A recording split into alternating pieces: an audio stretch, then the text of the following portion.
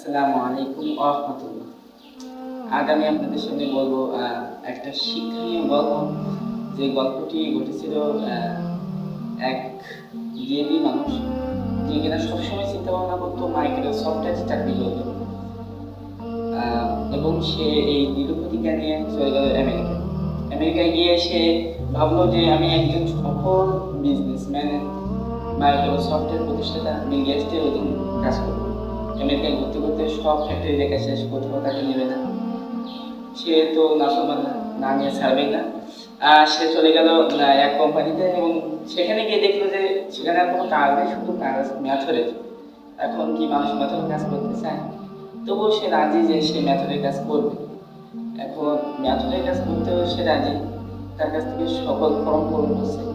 পূরণ করতে করতে একটা ছোট ইমেল অ্যাড্রেস লাগিয়েছিল। তখন সে বললো যে ইমেল অ্যাড্রেস, আপনার ইমেল অ্যাড্রেস নেই? তখন সে বললো আমার তো ইমেল অ্যাড্রেস কিন্তু জানি, আমি গ্রামে। তখন তাকে গাড়ি বের করে দেওয়া হলো। কোম্পানি চাকরি করতে এসেছে, ইমেল অ্যাড্রেস নেই। তাই সে দুঃখ ভরা মন নিয়ে বাড়ি গেল, এবং কিছু টাকা জমিয়ে সে একটা সাবানের ব্যবসা শুরু করলো, এবং এই ব্যবসায় আস্তে আস্তে সে লাভবান হতে লাগলো। এক পর্যায়ে তার ব্যবসা এমন পরিমাণ লাভ হলো যে নিজে একটা ফ্যাক্টরি খুললো, এবং সেই ফ্যাক্টরিটা তার প্রোডাক্ট সেল করতে করতে বিদেশেও তার প্রোডাক্ট সেল হতে লাগলো, এবং এই প্রোডাক্ট এক সময় পুরো বিশ্বে ছড়িয়ে পড়লো। এখন সে একজন সাফল্য ব্যক্তি, কোটি কোটি টাকা মালিক, একজন শিল্পপতি। তার এই সাফল্য গল্প একজন ইন্টারভিউ নিচ্ছিল এক সাংবাদিক, এবং ইন্টারভিউ নিতে নিতে তিনি তাকে প্রশ্ন করতে করতে একসময় বললেন যে আপনার ইমেল অ্যাড্রেসটা দেন। তখন সে বললো আমার তো কোনো ইমেল অ্যাড্রেস নেই।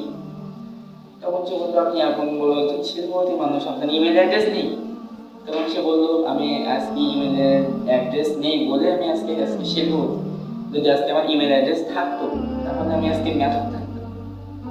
গল্পের একটা শিক্ষণীয় বিষয় যে যখন তার কাছে ইমেল অ্যাড্রেসটা ছিল না, তখন সে ম্যাথরের চাকরি থেকে বঞ্চিত। আর যখন তার কাছে ইমেল অ্যাড্রেস নেই, ঠিক একই সময় কিছু সময় ভিন্ন, হয়তো কয়েক বছর এরপরে সে একজন শিল্পপতি।